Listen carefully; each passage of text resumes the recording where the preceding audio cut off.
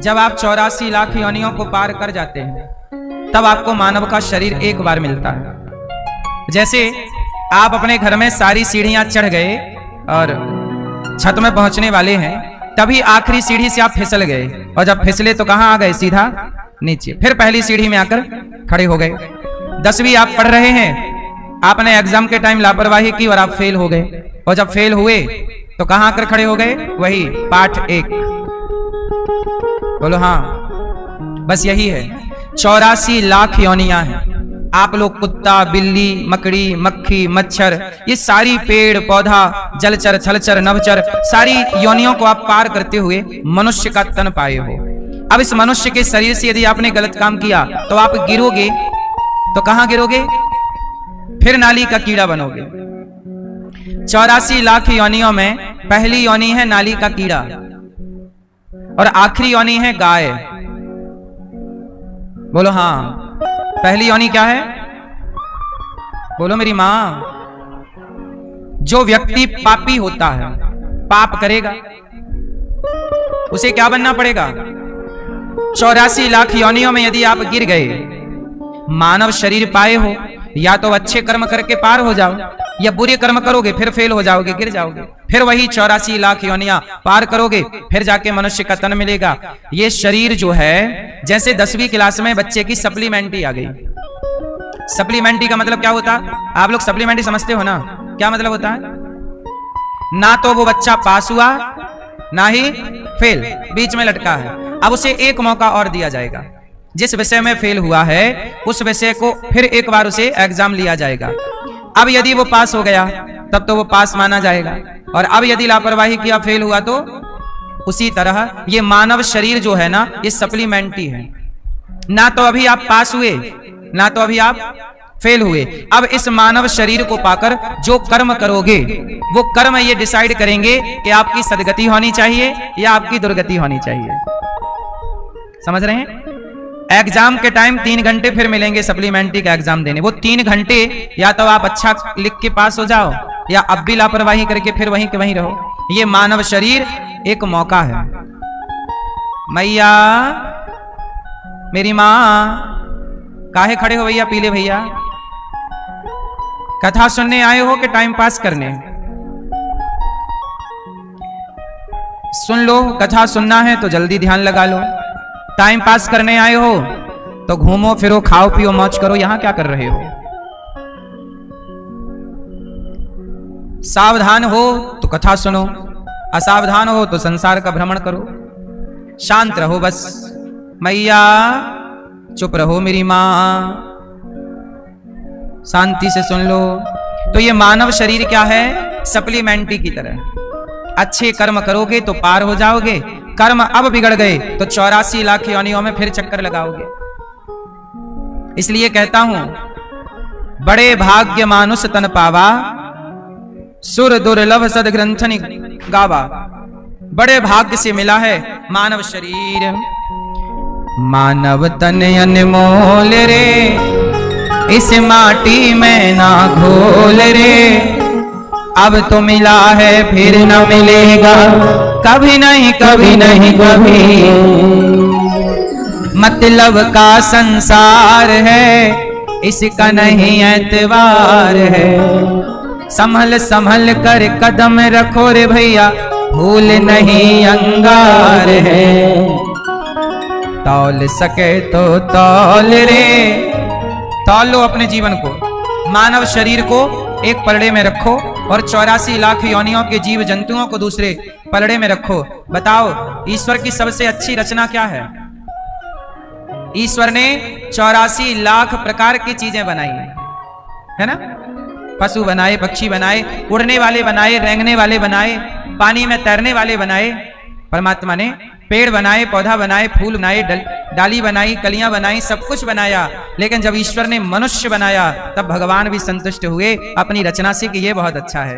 भगवान भी खुश हुए थे आपको बनाकर। लेकिन जब आपके कर्म यहाँ कर बिगड़े तो तुम्हें बनाने वाला भी रोता होगा कि तुम्हें क्या करने भेजा था और तुम क्या करने लग गए।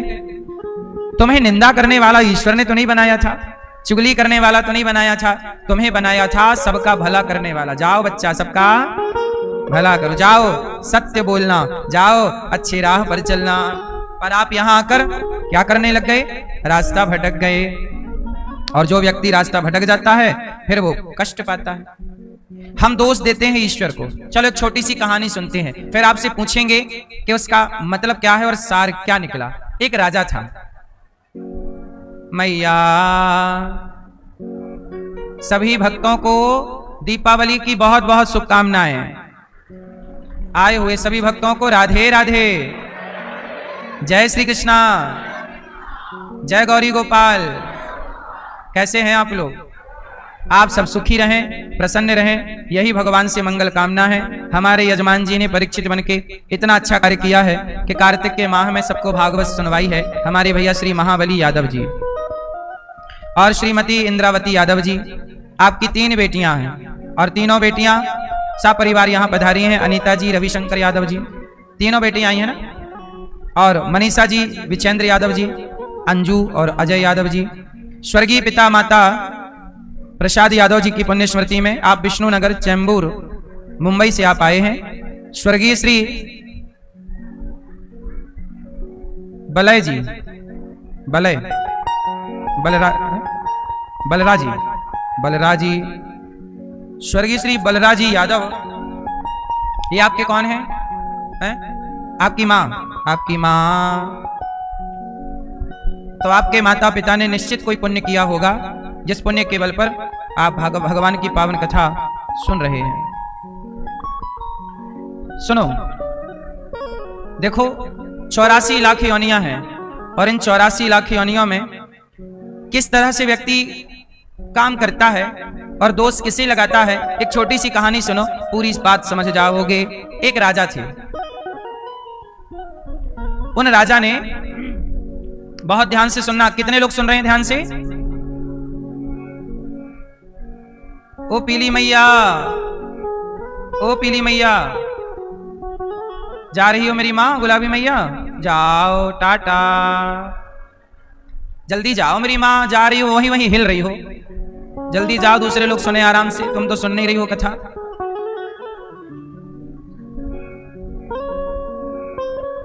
शांति से बैठो, सुनो। एक राजा थे, राजा के 3 मंत्री को बुलाया। राजा ने बोला, मंत्री यहाँ आओ, 1 2 3 मंत्री। कहा जाओ, झोला लो, बगीचे में फल लगे हैं, एक एक झोला ताजे ताजे फल भर के लाओ। राजा ने आदेश दिया, तीनों मंत्रियों को जाओ, एक एक बैग झोला ताजे ताजे फल लाना है। तीनों को बगीचे में भेज दिया। एक मंत्री गया, पेड़ पर चढ़ा, ताजे ताजे फल समेटने लगा, क्योंकि राजा की। दूसरा मंत्री थोड़ा आलसी था, बोला कि टाइम बहुत है, भर लूंगा फल, और सो गया। वो बिस्तर पे लेटा, मतलब वहीं बगीचा था, घास थी, छाया थी, ठंडी हवा थी, बोला थोड़ा विश्राम कर लूं, लेटा तो सो गया।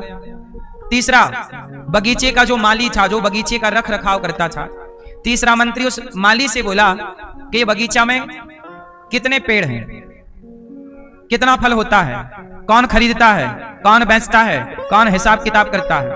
अब वो करने लगा बात, तो बात करने में उसका समय खर्च।